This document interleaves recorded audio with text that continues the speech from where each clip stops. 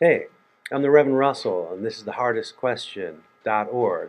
This week we're looking at Year C, Ordinary 23, and our guest contributor this week is Doug Pagitt, who's a pastor of Solomon's Porch, author and self-described social entrepreneur and radio host.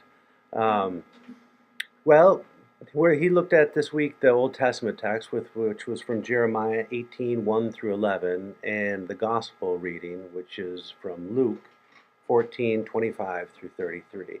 I want to spend most of this time, I think, talking about the Jeremiah passage because it's an interesting one. It's sort of a well-known one, and Doug maybe implies misrepresented one, and also because it's got some good comments on the blog. The Jeremiah passage is the one about the potter and the clay, where the Lord says, well, okay, you probably read the passage, right, if you were watching this.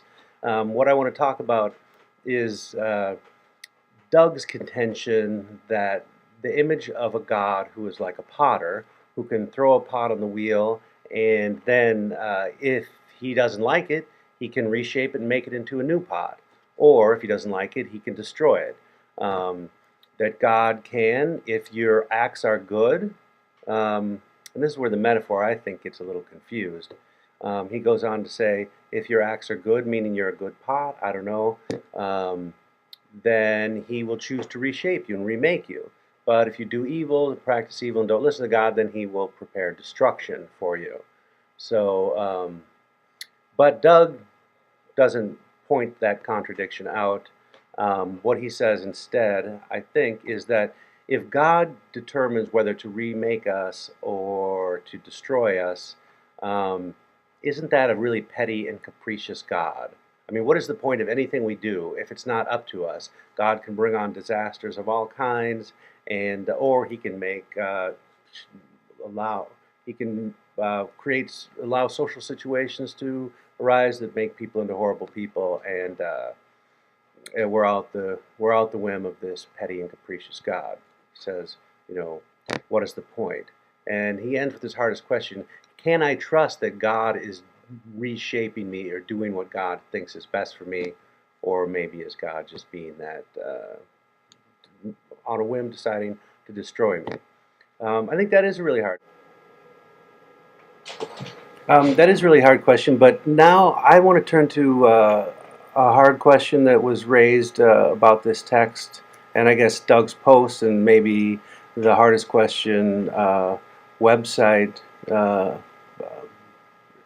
all of it. And that question is this. One commenter writes, I can't figure out how to get from your hardest question to a sermon.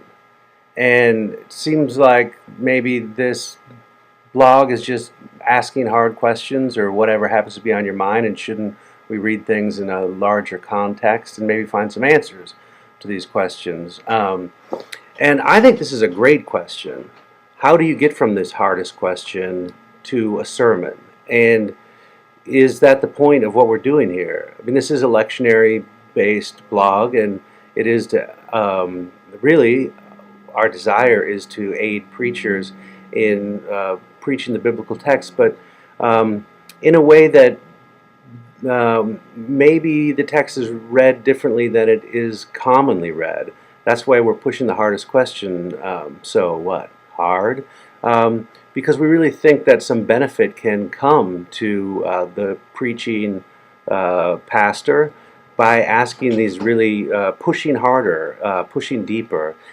Because I feel like if we can find these really hard questions in the text, then our congregation, and a lot of them, let's face it, they're smarter than us.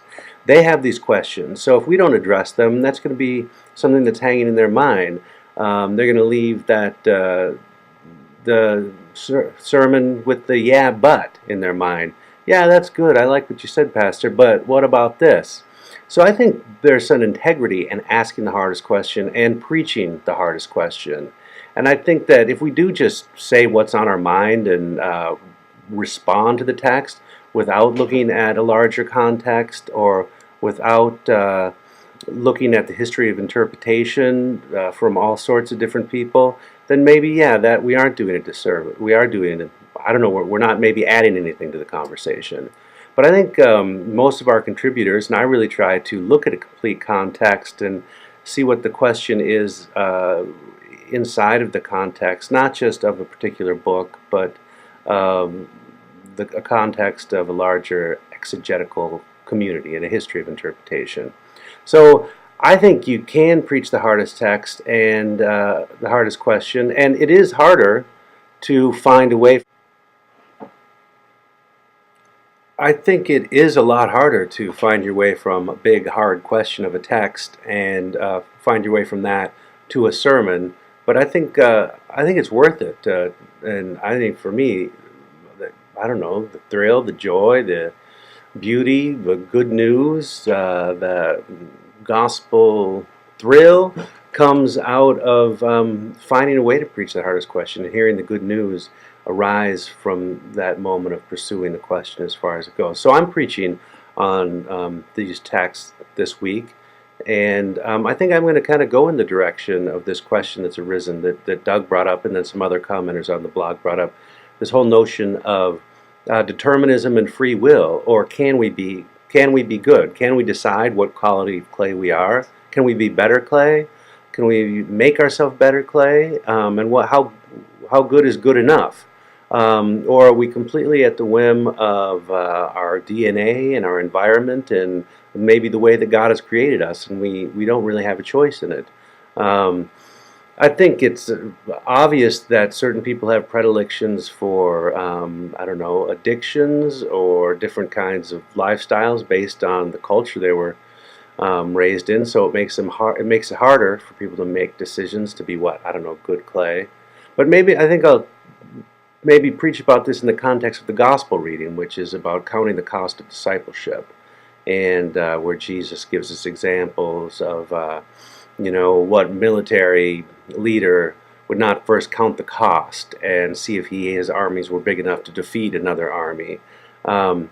So do we should count the cost to see if we have what it takes to be disciples? Well, I mean, to answer that question for me always has to be, well, I don't have what it takes. I really don't have what it takes if it's about me being good, if it's about me being good enough clay or worthy, or having the ability to achieve whatever it means to be a good disciple.